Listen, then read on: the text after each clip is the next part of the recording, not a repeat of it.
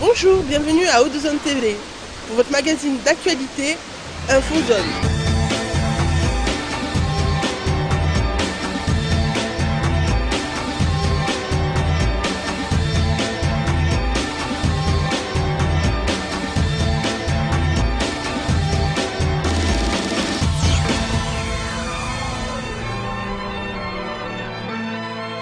Aujourd'hui, les deux sujets de nos reportages vous plongent en plein cœur de la culture marseillaise. En effet, comme vous le voyez et vous le sentez, en ce moment il fait plutôt froid. Nous avons choisi des reportages qui vous réchaufferont.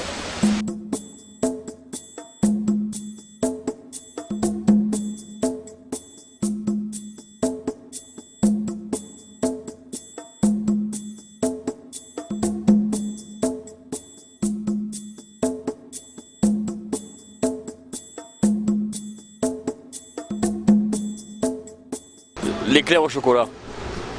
C'est, je sais pas moi, qu'est-ce que je peux... Le Paris-Brest. J'aime bien les pâtes d'amande aussi. Les petits cochons, les petites souris, tout ça. C'est, comment ça s'appelle le tarte aux fraises.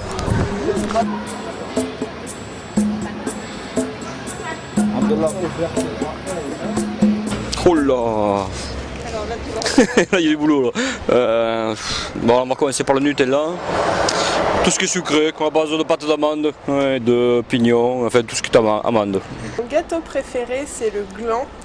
C'est un gâteau qui ressemble un peu à un éclair. C'est fait de la même façon, avec à l'intérieur une crème pâtissière super bonne. Et à l'extérieur, en fait, ça imite la forme du gland. Et il y a une espèce de crème à la pistache, je pense, avec plein de petits copeaux de chocolat au bout, et ça imite la coque du gland. La tarte. Merci. Merci.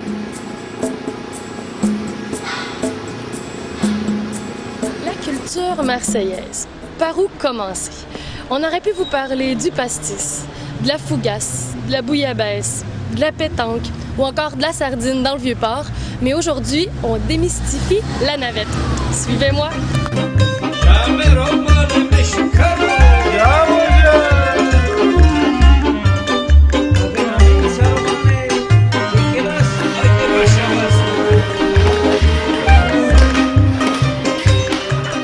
Alors une navette, c'est le biscuit traditionnel marseillais que nous vendons à la Chandeleur. En France, pour la Chandeleur, on mange des crêpes. À Marseille, nous mangeons des navettes exclusivement.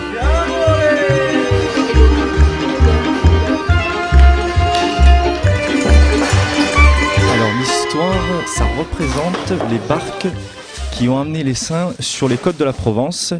Et le biscuit a été inventé par, en fait, c'était un four communal avant ici. Et le prêtre de Saint-Victor avait eu l'idée de fabriquer un biscuit pour nourrir les pèlerins qui venaient en pèlerinage à Saint-Victor. Et la navette est née par ce biais-là. Et c'est vraiment, la forme représente vraiment la barque qui a amené les saints aux Saintes Maries de la Mer. Dans la tradition, donc vous pouvez voir, en fait ici vous avez la bénédiction qui est faite par l'archevêque de Marseille, où il y a toutes les personnalités de la ville qui sont présentes, monsieur le maire, le préfet, toutes les personnalités de la ville.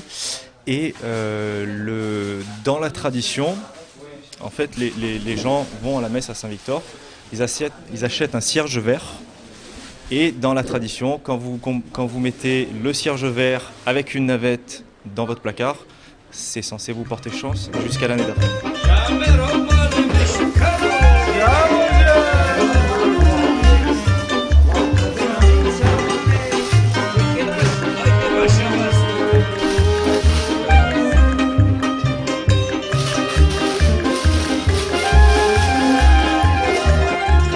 Nous sommes la troisième famille propriétaire du lieu.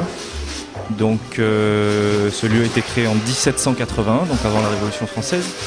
Et moi je reprends la suite de mon père, donc depuis moins d'une année, pour j'espère aussi longtemps que lui. Et j'espère que cette société durera encore 225 ans minimum.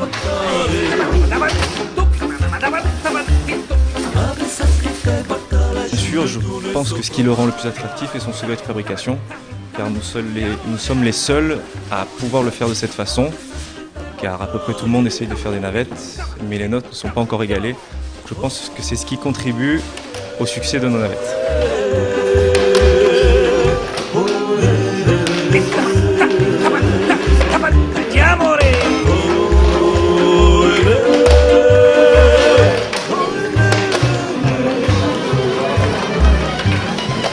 Quelle est la meilleure manière d'apprécier la navette? C'est une question que j'aime, qui est une très bonne question. C'est à chacun de trouver la meilleure manière de la consommer, mais moi personnellement, j'ai une chance énorme, c'est que je peux la déguster quand elle sort du four. Donc c'est vrai que chaudes, elles sont excellentes. Elles sont bonnes avec un café, elles sont bonnes à 4h de l'après-midi en dessert. Il n'y a pas vraiment de meilleur moyen de la consommer. Le goût est tellement unique que, bon, en la réchauffant un petit peu, vous retrouvez cette saveur du premier jour. Des gens préfèrent laisser le produit se durcir petit à petit parce qu'ils l'aiment un peu plus dur. Il n'y a pas de règle. C'est vraiment à chacun de trouver son moyen.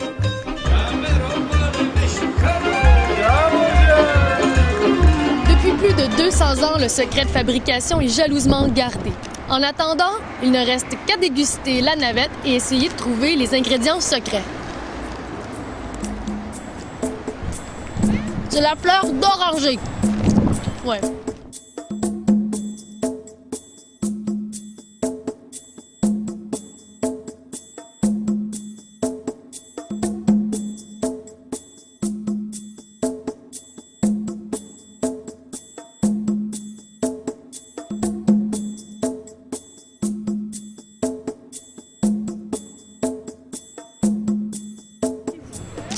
Alors, course à pied et le delta. Quand j'étais plus jeune, j'ai maintenant 68 ans, hein. Quand j'étais plus jeune, j'ai fait un peu de tout, j'ai pratiqué un peu, mais pas en compétition, mais enfin j'ai pratiqué le football, la natation, le cyclisme, le vélo, quoi, les patins à roulettes, oui, le ping-pong de table, c'est pas un sport vraiment extraordinaire, mais enfin, les boules, voilà. Plus ou moins tout le monde, les gens de mon âge, ont pratiqué, quoi, à Marseille ou dans l'Aveyron.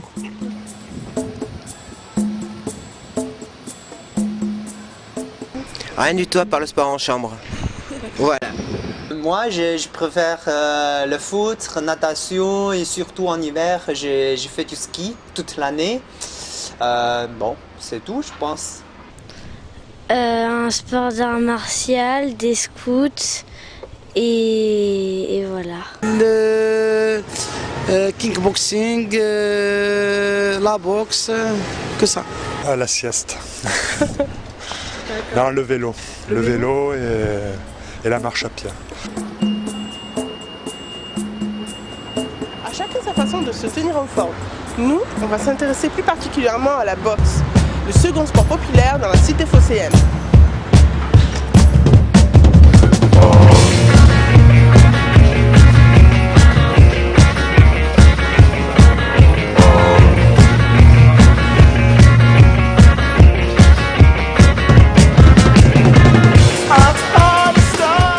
La boxe prend une très grande importance par rapport à Marseille, car c'est le sport le plus étendu après la boxe, après le foot, excusez-moi. Après le football, tous les jeunes ils se régalent à venir dans les soirées de boxe. C'est grandiose, je ne peux pas parler, il faut vraiment que vous le viviez, quoi.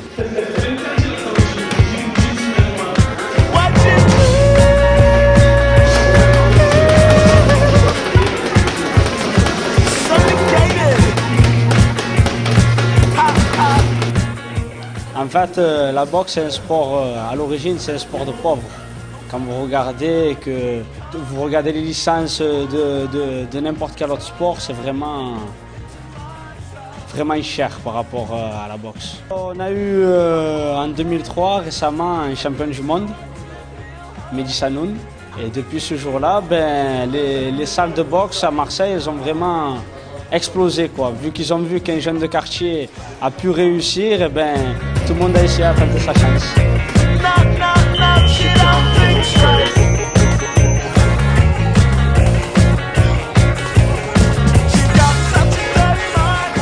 Nous, notre spécialité, c'est la boxe anglaise. Alors, on a, dans la région, on est 71 clubs, tout PACA. Et rien qu'à Marseille, on est 36 clubs. Il y a plusieurs styles de boxe. Alors il y a la boxe anglaise, la boxe qui est uniquement avec les poings. Celle qu'on fait, c'est le noblard. Ensuite, il y a la boxe française. Ils boxent en salopette, à savate. Ensuite, il y a le full contact, que tout le monde appelle la boxe américaine. Ils ont un pantalon large, ils ont le droit de frapper uniquement au-dessus de la ceinture. Ensuite, il y a le kickboxing. Ils sont en torse nu, short, pareil. Mais simplement, ils ont le droit d'envoyer des coups de pied dans les jambes, en dessous de la ceinture. Ensuite, on a la boxe thaï, la boxe thaïlandaise. C'est pratiquement pareil que le kickboxing, simplement ils ont le droit d'envoyer des coups de genoux.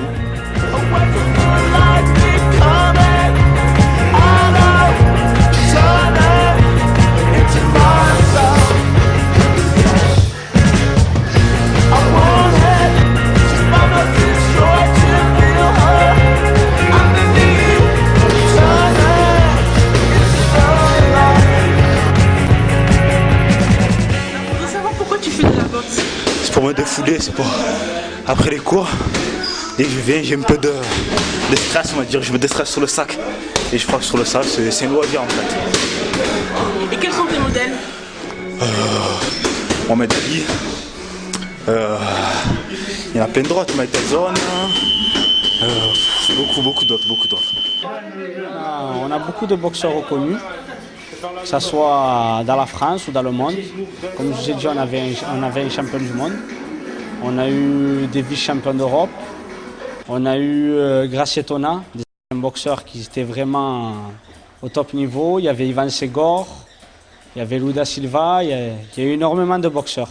Depuis quand? Depuis toujours. Depuis le début des temps, depuis que l'homme de Cro-Magnon a levé ses mains de terre, il a vu comme ça, il a vu à quoi ça pouvait servir et depuis, la boxe, ça a commencé. J'espère que ça éveille en vous des vocations. En tout cas, moi je m'y mets et à bientôt pour un prochain combat.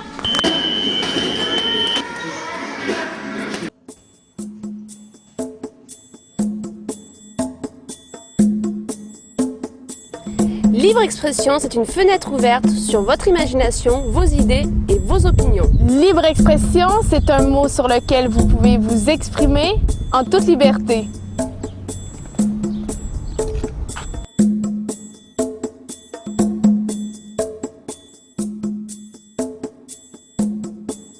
Tolérance, c'est le respect des autres. Accepter les idées des autres, la façon de vivre des autres. J'aime la tolérance et je suis toujours tolérant dans ma vie quotidienne. Et vous? Et pareil. Sauf auprès des cons. Là, je les tolère pas. Les cons? Ouais, les cons. Il arrive parfois que dans sa vie on croise des cons. C'est vrai. Et là, là, je tolère pas, moi. Il faut être toujours tolérant. tolérant. Il faut, hein? Il faut être tolérant quand même. Envers les cons? Ah ouais? Ah non, parce que... Non, moi je suis pas d'accord. Moi je trouve que les cons, c'est vraiment... ils sont cons, quoi. Voilà. Qu'est-ce que ça m'évoque, mon Dieu? Des belles choses. Voilà.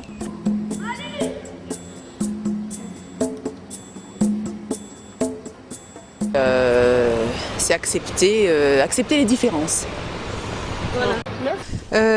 Tolérance, ouverture, le monde plus beau, respect, voilà. Pouvoir écouter les autres, par exemple, pouvoir accepter certaines choses d'autres personnes.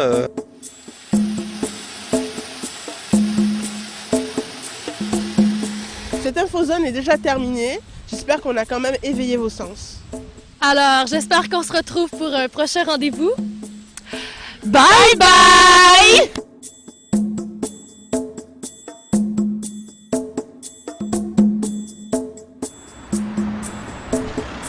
Ah non, qui est pas du tout. C'est de l'anis, c'est pas de la fleur d'oranger. Ça, je mettrai ma main à couper, je reconnais.